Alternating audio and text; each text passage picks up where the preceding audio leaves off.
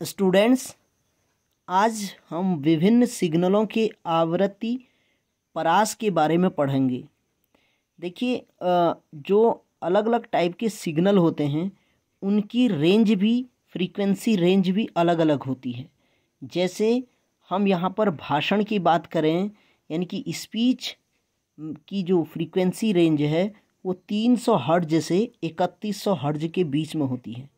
यानी कि band width जो होती है या बैंड चौड़ाई वो 2800 हर्ट्ज होती है। ठीक हो गया।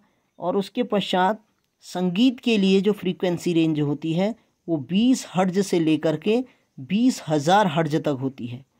अर्थात इसकी जो बैंड चौड़ाई है या बैंड विड्थ है वो 19,980 हर्ट्ज होती है।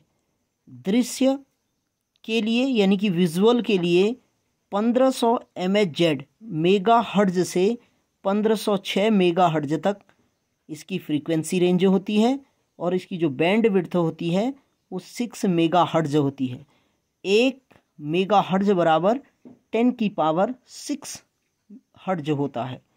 उसके पश्चात हमें कंप्यूटर डाटा की बात करनी हो तो उसके लिए जो फ्रीक्वेंसी रेंज होती है वो 2000 मेगा हर्ट्ज से लेकर के 2600 मेगा हर्ट्ज के बीच में होती है। अर्थात जो फ्रीक्वेंसी रेंज के लिए बैंड विड्थ होगी या बैंड चौड़ाई होगी वो 600 मेगा हर्ट्ज होगी।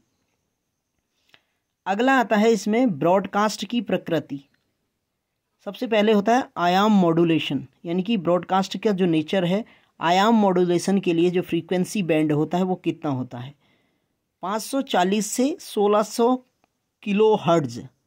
1 किलो हर्ट्ज बराबर कितना होता है, 1000 हर्ट्ज। फ्रीक्वेंसी मॉड्यूलेशन प्रसारण के लिए कितना होता है, 88 से 108 मेगा हर्ट्ज। अति उच्च आवृत्ति यानी कि वेरी हाई फ्रीक्वेंसी टीवी के लिए जो फ्रीक्वेंसी बैंड होता है वो 54 से 72 मेगा हर्ट्ज होता है। उसके पश्चात अल्ट्रा हाई फ्रीक्वेंसी यानी कि अल्ट्रा उच्च आवृत्ति के लिए 174 से 216 मेगा हर्ट्ज होती है।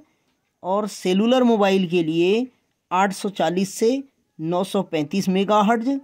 और उपग्रह सैटेलाइट या उपग्रह संचार जो हमारा सैटेलाइट कम्युनिकेशन होता है उसके लिए जो अपलिंक होता है 5.9 से 6.4 गीगा हर्ट्ज। अब गीगा हर्ट्ज का मान कितना होता है, 1 giga hertz equals to 10⁹ hertz. ये अपलिंक है। और इसका जो डाउन लिंक है वो होता है 3.7 गीगा हर्ट्ज से 4.2 गीगा हर्ट्ज। गीगा हर्ट्ज मैं बता चुका हूँ, 1 giga hertz equals to 10⁹ hertz. Thank you.